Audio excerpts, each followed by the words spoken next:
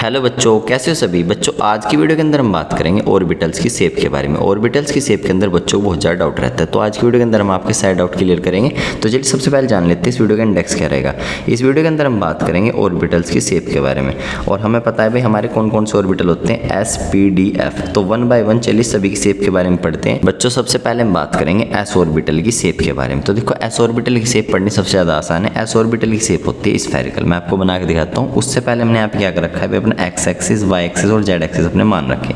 ये आपका x axis हो गया, वाई एक्सिस आपका अंदर से बाहर की तरफ को आ रहा है, और जेड एक्सिस आपका क्या दिखा रहा है, हाइट दिखा रहा है। अब आप एक बात समझ लो, आपकी मर्जी है भाई x axis, y axis, z axis आप किसी को मान सकते हो, बस आपको इतना पता होना चाहिए तीनों एक्सिस एक दूसरे के परपेंडिकुलर होते हैं। अब यहाँ पे हम देखो क्या करेंगे, सिंपली अपना ऑर्बिटल बना देंगे एस ऑर्बिटल। तो एस ऑर्बिटल आपका कैसा होता है, स्फेरिकल। तो मैं यहाँ पे एक स्फेयर बना देता हूँ, सर्कल की फॉर्म में बनेगा वैसे तो, लेकिन आप इसे स्फेयर मान के चलो, और इसमें मैं यहाँ पे हल्का सा कलर भी कर देता हूँ जिससे आपको क्लियरली विजिबल हो जाए। तो देखो आपका एस ऑर्बिटल हो गया, ये आपका तीनों एक्सिस में बिल्कुल सिमेट्रिकली बटा रहेगा।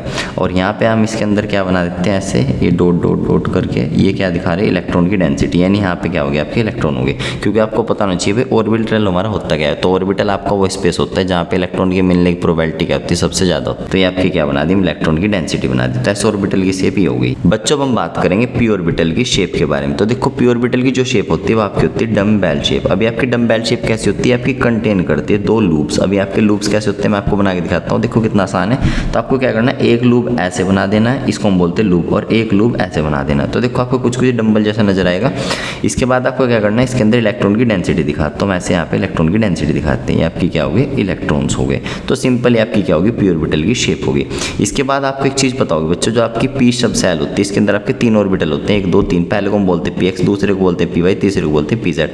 सबसे पहले अगर हम बात करें पी एक्स की शेप के बारे में, तो देखो पी एक्स आपका कैसे बनेगा, पी एक्स को हम कैसे बनाएंगे, एक्स एक्सिस के अलोंग बनाएंगे। तो इसमें आपका क्या होगा, एक लूप तो आपकी होगी पॉजिटिव एक्स एक्सिस पे, और एक लूप आपकी होगी नेगेटिव एक्स एक्सिस पे। तो ये आपका क्या हो गया, पी एक्स हो गया। बात करें अगर पी वाई की, तो आपका होगा वाई एक्सिस के अलोंग। तो देखो इसे बना देते हैं, कितना आसान है। तो इसमें क्या होगा, आपका एक लूप तो आपका होगा पॉजिटिव वाई एक्सिस के अलोंग, और एक लूप आपका होगा नेगेटिव वाई एक्सिस के अलोंग। तो ऐसे आपका पी वाई बन जाएगा। नेक्स्ट आपका पी जेड कैसे होगा, पी जेड आपका होगा जेड एक्सिस के अलोंग।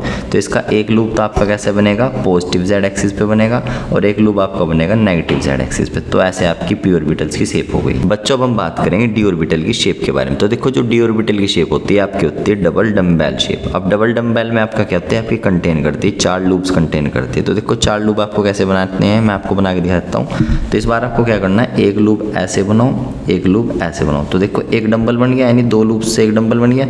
ऐसे 2 लूप और बना दो, 3 4। तो इस तरीके से आपकी क्या होती है, डबल डम्बेल शेप होती है।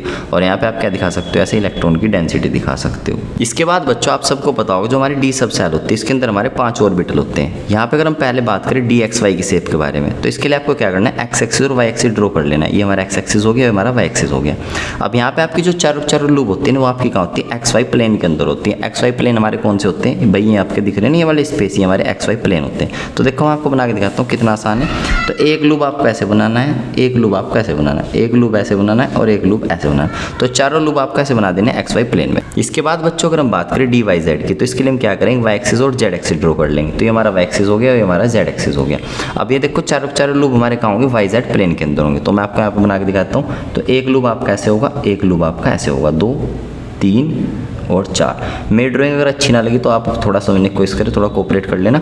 इसके बाद देखो नेक्स्ट हम आपको बता देता हूँ, नेक्स्ट है हमारा डी जेड एक्स। तो डी जेड एक्स में हमारा क्या होगा, यहाँ पे आपका एक्स एक्सिस होगा और जेड एक्सिस होगा। तो चारों लूप हमारे कहाँ होंगे, एक्स जेड प्लेन में होंगे। तो मैं आपको बना के दिखाता हूँ। देखो एक लूप आपका ऐसे हो गया, एक लूप आपका ऐसे हो गया, एक लूप आपका ऐसे हो गया, एक लूप आपका ऐसे हो गया। तो पैटर्न आपको समझ में आ चुका होगा। तो ये तीनों तो आसान थे। अब बात करें अगर इन दोनों की, तो इन दोनों को देखो कैसे बनाना है आपको। अब हमारा नेक्स्ट है डी एक्स स्क्वायर और वाई स्क्वायर। तो इसके लिए हम क्या करेंगे, एक्स एक्सिस और वाई एक्सिस ड्रॉ कर लेंगे। तो हमारा एक्स एक्सिस हो गया और हमारा वाई एक्सिस हो गया। अब ध्यान से देखना, इसमें हमारे क्या होते हैं, चारों लूप एक्स एक्सिस और वाई एक्सिस के अलोंग होते हैं। अलोंग मतलब इनके ऊपर होते हैं।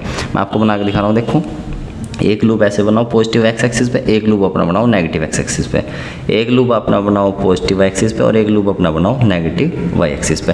तो इसमें आपके क्या होते हैं, जो चारों लूप वो एक्सिस के ऊपर होते हैं, और इन वालों में क्या था, जो हमारे लूप थे वो एक्सिस के बीच में थे। अब लास्ट देखना है, सबसे इंपॉर्टेंट है डी जेड स्क्वायर। इसके लिए हमें क्या चाहिए, जेड एक्सिस चाहिए। तो देखो यहाँ हमारे पास क्या है, ये हमारा जेड एक्सिस हो गया। तो इसमें क्या होता है, हमारा जो हमारा एक डंबल होगा, एक डंबल मतलब जो 2 लूप होंगे हमारे, 2 लूप तो हमारे होंगे जेड एक्सिस के अलोंग इस तरीके से। इसके बाद जो आपको एक्स वाई प्लेन दिख रहा है, ये वाला एक्स वाई प्लेन दिख रहा है। एक हमारा जो डंबल है वो ये क्या करेगा, एक्स वाई प्लेन में रोटेट करेगा। यहाँ पे इस तरीके से आपको कुछ कुछ नजर आएगा, जब घूमती हुई चीज़ आपको ऐसी नजर आती है इस तरीके से। तो हमारा क्या होगा, डी जेड स्क्वायर होगा। लास्ट है बच्चों हमारे पास एफ ऑर्बिटल। एफ ऑर्बिटल की शेप 3D शेप होती है और बहुत ज़्यादा कॉम्प्लिकेटेड शेप होती है। हमारी सिलेबस में नहीं है, आपको नहीं पढ़ना, और आपको मैंने लेकिन डायग्राम में यहाँ पे दिखा रखा है। तो बच्चों पूरा कॉन्सेप्ट था। सो बाय, लव यू गाइस।